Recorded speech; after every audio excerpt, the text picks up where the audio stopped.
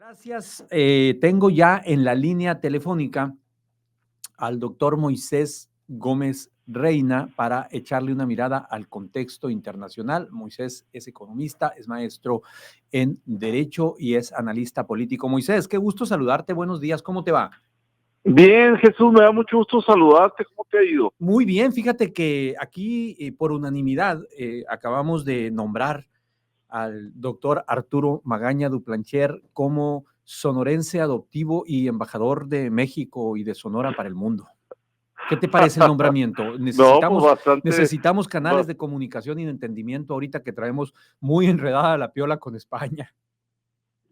Sí, hombre, qué barbaridad, eh, todo por no pedir perdón, ¿no? Oye, qué necesidad de tronarle la caja de velocidades a la presidenta, ¿no? Con este asunto, qué bárbaro. Pues se interpreta como se ha interpretado como un distractor. Sí, por supuesto. Finalmente, pero son distractores muy caros, pues, porque allá del otro lado del charco sí los toman en serio y sí leen que puede haber algo de rabia, de coraje, de frustración, de encabronamiento con el gobierno mexicano para con ellos, pues. bueno, sobre todo los españoles que tienen que pedirle perdón, pedir que les dé, pedirle que exprese el perdón, los árabes, los romanos, Sí.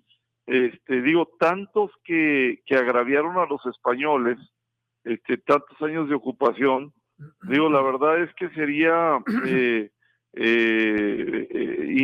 infructuoso, me parece, meterse a una discusión bizantina realmente, Totalmente. que es distractora de lo que está pasando. Realmente hemos de reconocer que hay 3 o 4, y si me apuras a lo mejor 5 rubros en donde en el fin de este sexenio puedes decir que las cosas caminaron bien o más o menos bien. Te fuiste muy arriba, pero está bien. Pero debes de tener como unas 250 en donde no. Te quedaste muy abajo, pero está bien. En la primera te fuiste muy arriba, pero está bien, y en la otra te quedaste muy abajo, pero está bien. A ver, la primera. A ver, échale. Vamos a la primera. Échale. Sí, se redujo la pobreza Sí. secas. Sí hay un indicador de que se le pegó a la pobreza, pero bueno, Jesús, a ver, una reflexión. En 2018 se gastaban 53,000 millones de pesos para atender las transferencias y terminamos gastando 465,000 millones. Es decir, empezaste gastando 53,000 millones y terminaste gastando al año 465,000 millones. Y se redujo la pobreza en zonas urbanas o semirurales que son rentables electoral y políticamente para el régimen. Prueba de ello es que no hay una reducción de la pobreza extrema, Jesús. Correcto. Entonces, si bien, o sea, en las regiones, en las zonas, en las localidades, en las comunidades de pobreza extrema, no le pegaste a la reducción, ni en salud, ni en alimentación, ni en vivienda, ni en educación. Pero sí en zonas de alta rentabilidad electoral, pues con ese presupuesto de 53,000 a 465,000 millones, pues sí le pegaste. Entonces, reducción de pobreza. Aumento del salario, que si bien es cierto que con el aumento de la inflación y el costo de vida, fue como una gota de agua en un comal caliente, pues sí te derriba una lógica de los gobiernos de los últimos 40 años, en donde la discusión de los tecnócratas es no subamos el salario porque es inflacionario. Error. Me parece ser que lo que se nos ha demostrado en los últimos años, y es parte de lo que debemos de reconocer, es que sí puede haber una política de incremento sostenido del salario que puede ayudarte con un esquema de elevar la competitividad, y ahorita te voy a hacer un comentario. Correcto.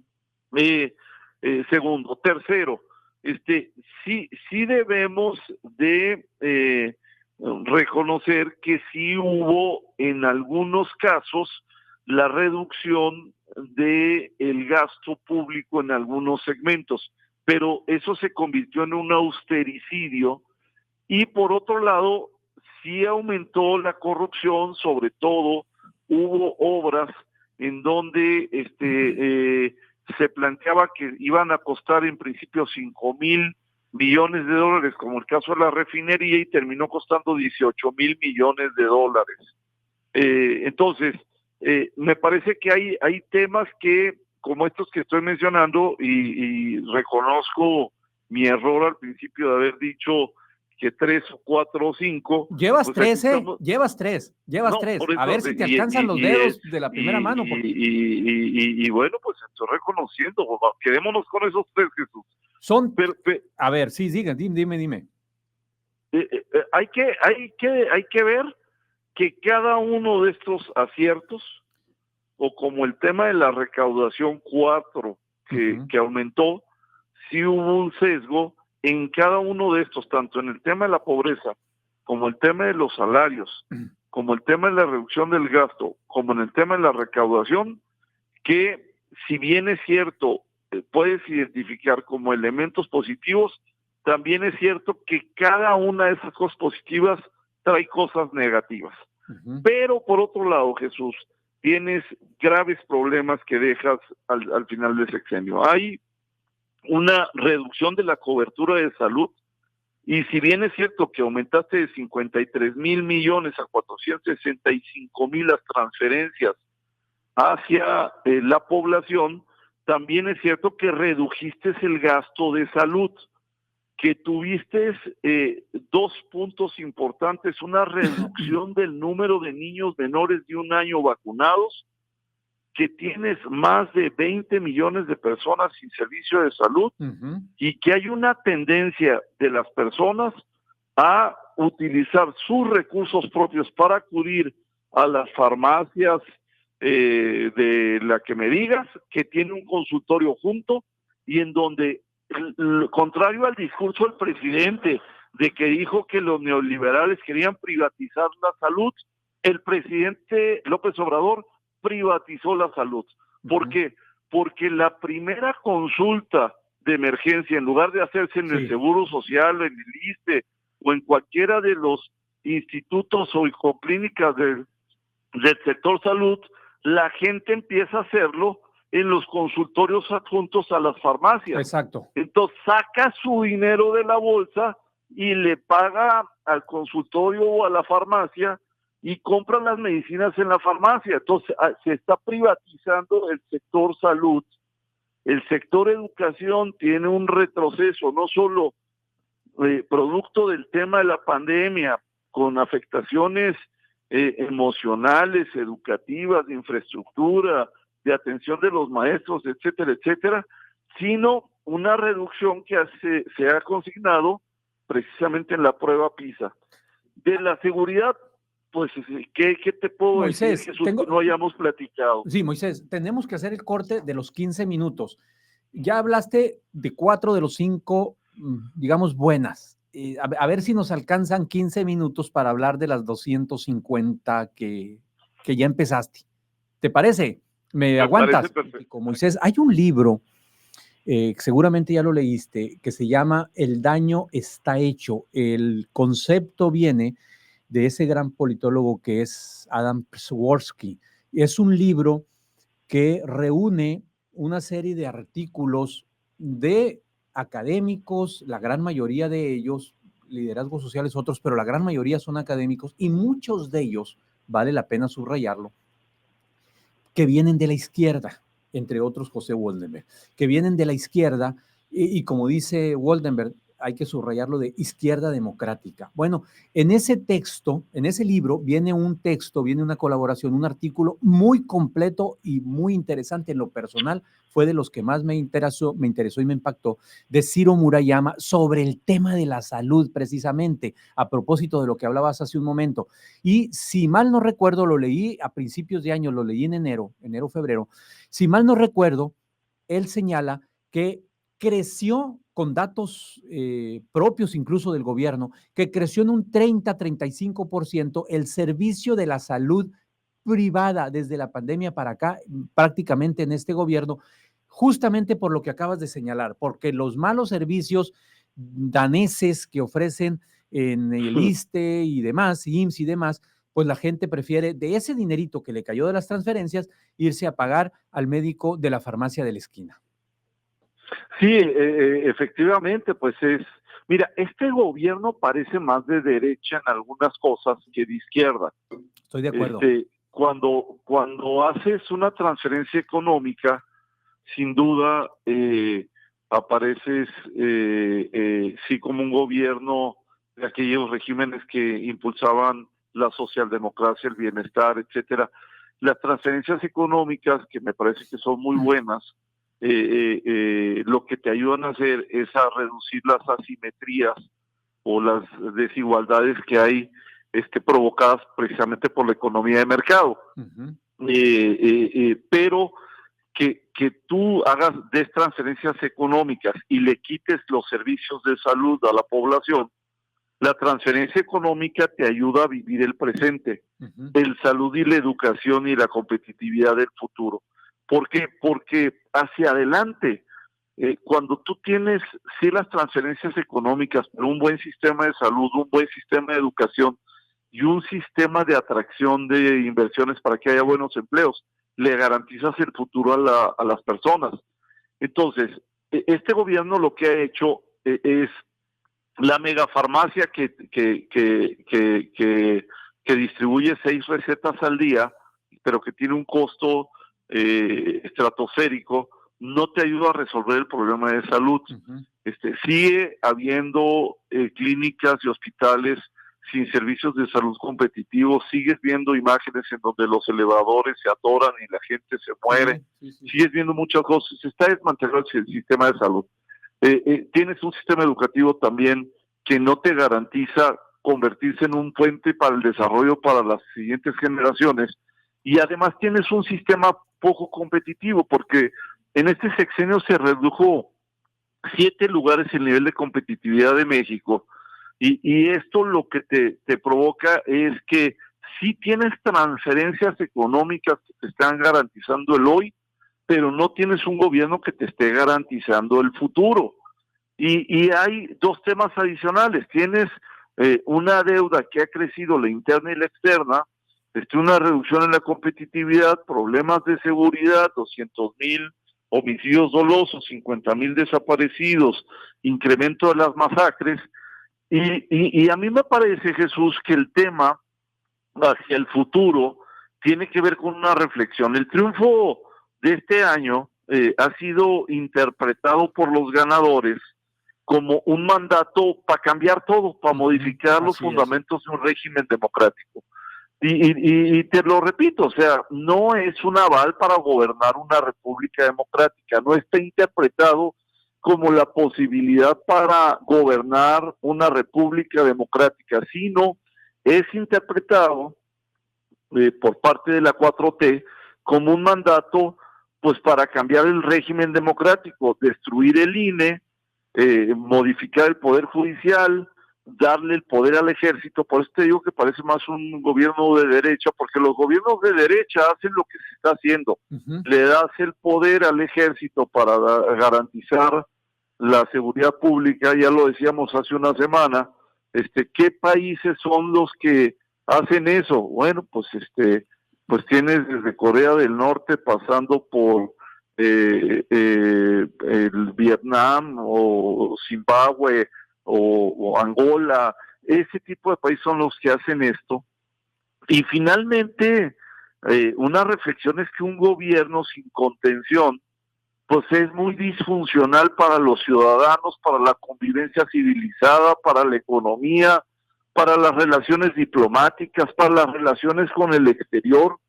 Cuando no tienes contrapeso y tú lo ves con los hijos o con los empleados, o sea, el libre albedrío no necesariamente en un gobierno va a garantizarte prosperidad y desarrollo, Jesús.